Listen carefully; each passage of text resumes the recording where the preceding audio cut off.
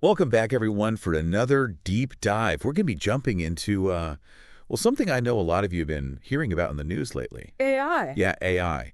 You sent over this article from the Times of India, and it's all about this, Paid yeah, paid version of ChatGPT. ChatGPT. ChatGPT Pro, exactly. Now, I know we've talked about ChatGPT on here before, but for anyone just tuning in, Right. could you maybe give us like a super quick, like ChatGPT 101? Sure. So ChatGPT, it's basically this AI chatbot that can like hold conversations with you. It can write different things, like poems or emails or even code, Oh, wow. and answer all sorts of questions you throw at it. Okay, so that's ChatGPT, the free version that everyone's been going crazy Yeah. over. But this new version, This is the pro version. this is where things get interesting because it's not just a little upgrade here. No. This is a $200 a month. $200 a month. So we're talking a serious investment here. Right. So what are they offering to justify that kind of price? Well, one of the big things is this new reasoning model they call O1. O1. Yeah, it's supposed to be way more accurate. Like, it reduces errors by something like 34%. 34%. Okay, so for someone like me, Who uses it every day? yeah, uses it every day, what does that actually mean? So think about it. If you're using ChatGPT for research or even like coding, right? 34% fewer errors, that's potentially hours of time saved. Oh, yeah. No, that makes sense. Not to mention a lot less frustration. For sure. For sure. Okay. Okay, so more accuracy, but the article also mentioned something called O1 Pro mode. Yeah. What's that all about?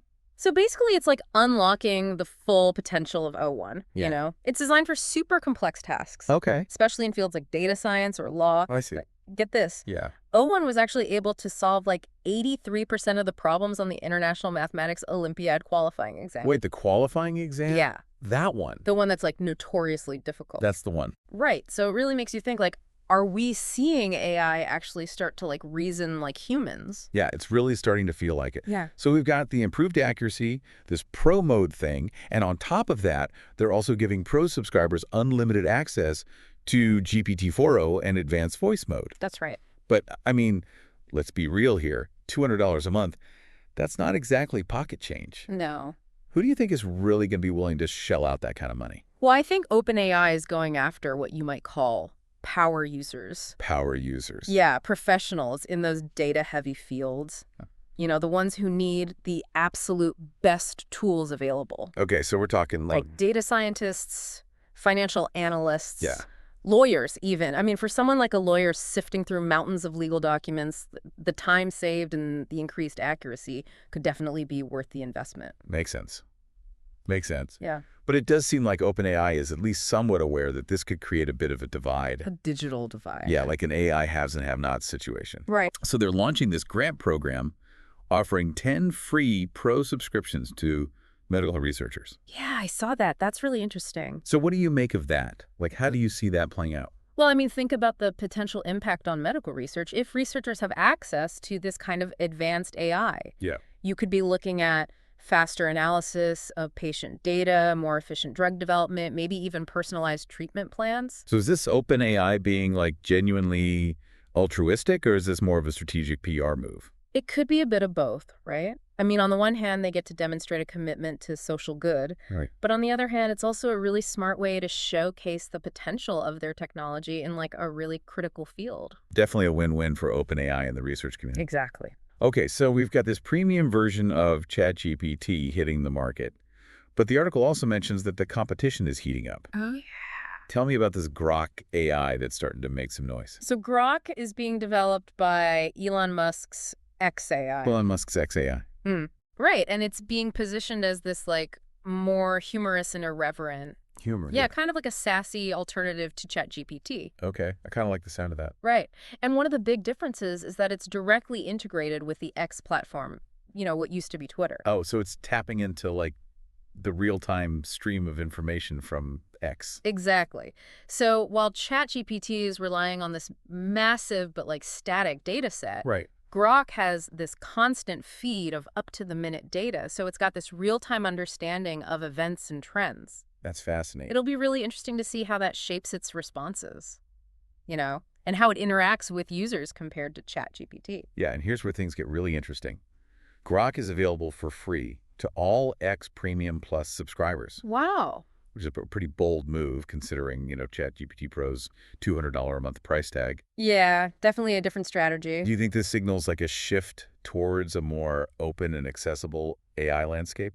It's possible, right? I mean, we might see a future where there are all these different AI models that cater to different needs and budgets. Okay. So you could have your premium high-powered options like ChatGPT Pro alongside free and readily available tools like Grok. I see. And that would create this more diverse ecosystem, give users more choices, Right. and potentially even foster more innovation in the field. So we've got this really interesting mix of high-end and accessible AI tools emerging. But what does this all mean for like the average person? Like how does this impact us as users?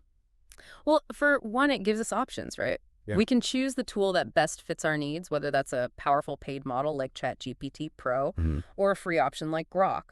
But it also raises these big questions about how we as a society will integrate these tools into our lives Right. and what role they'll play in our future. Yeah, it's almost like we're all kind of figuring this out together, Yeah, right? yeah. Like writing the rules for how we interact with this incredibly powerful technology. That's a great way to put it. We're definitely on the cusp of something big here. Definitely big and a lot to consider, but that's a conversation we're going to have to continue in our next part. Looking forward to it. It really does feel like we're at like a turning point with all this. Yeah, it's a pivotal moment for sure. Like on one hand, it's so exciting, Mm. all the possibilities with AI, but on the other hand, there's all these like big questions that we're only starting to grapple with. Exactly. And those questions touch on everything, like, the future of work, the nature of intelligence itself. Yeah, and speaking of work, I'm really curious about your thoughts on how all of this might reshape the job market. Right. I mean, if AI can handle tasks that we used to think were only for humans, like where does that leave us?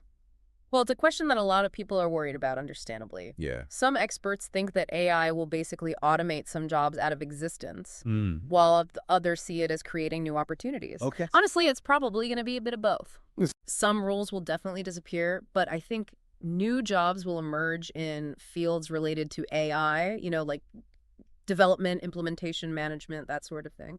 So it's not necessarily about AI replacing humans altogether, Right. but more about a shift in the kinds of skills that will be in demand. Exactly. The key is going to be adapting and focusing on those skills that are uniquely human. Things like creativity, critical thinking, emotional intelligence, complex problem solving. Those are the areas where AI still has a long way to go. Yeah, they haven't quite cracked those nuts yet.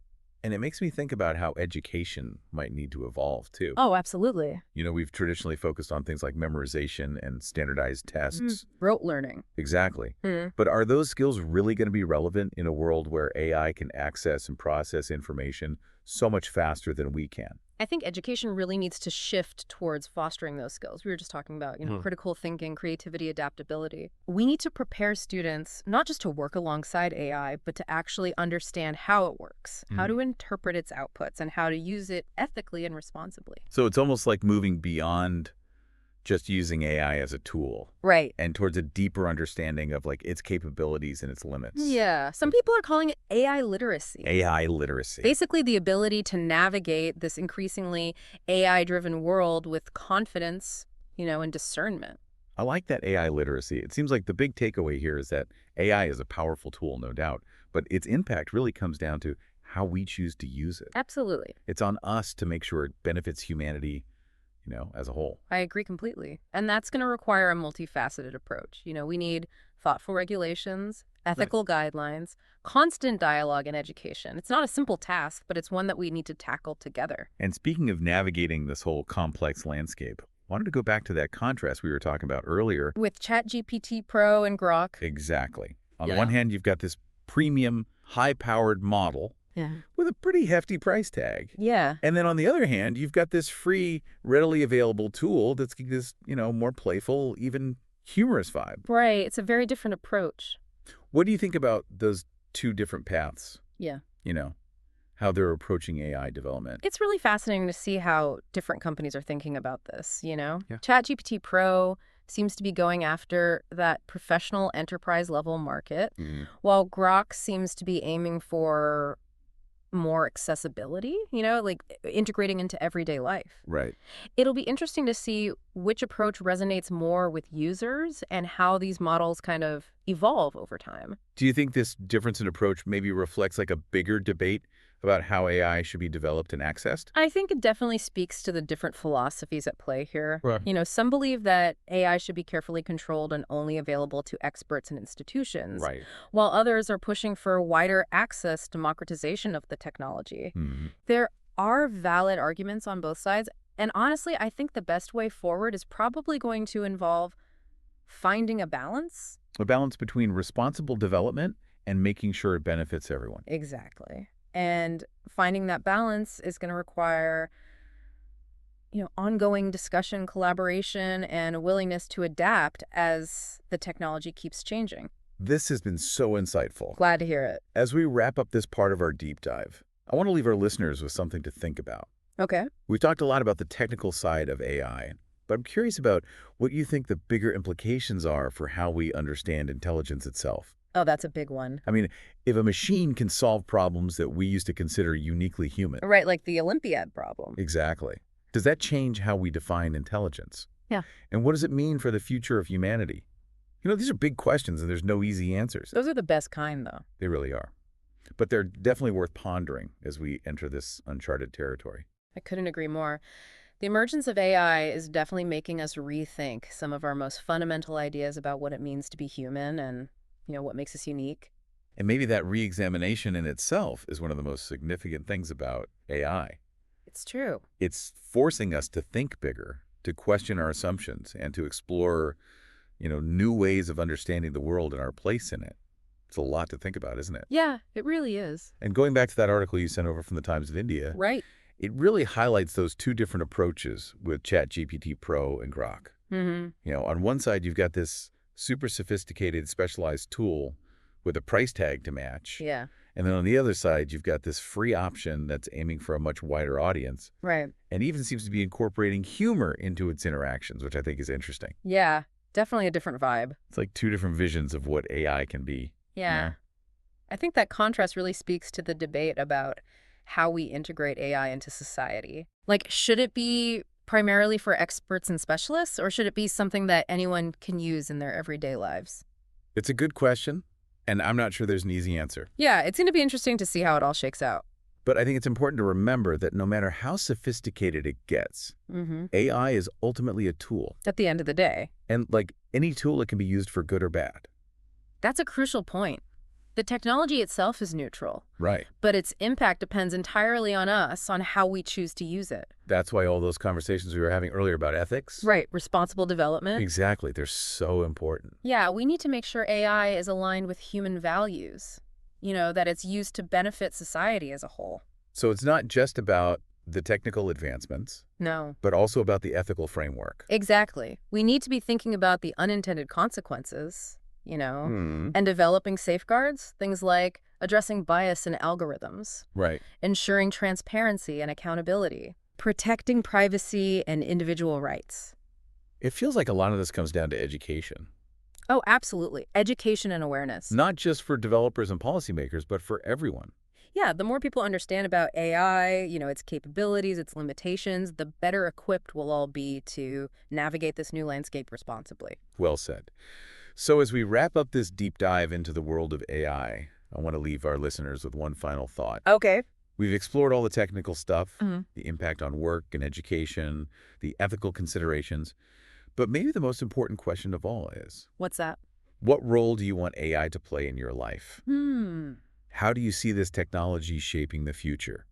These are big questions, and I don't think there are any easy answers, Definitely not. but they're worth asking. For sure. As we all embark on this journey into the age of AI. It's an exciting time. It's a little bit scary too, but mostly exciting, I think. I agree. And I, for one, am really looking forward to seeing where it all goes. Me too. Me too.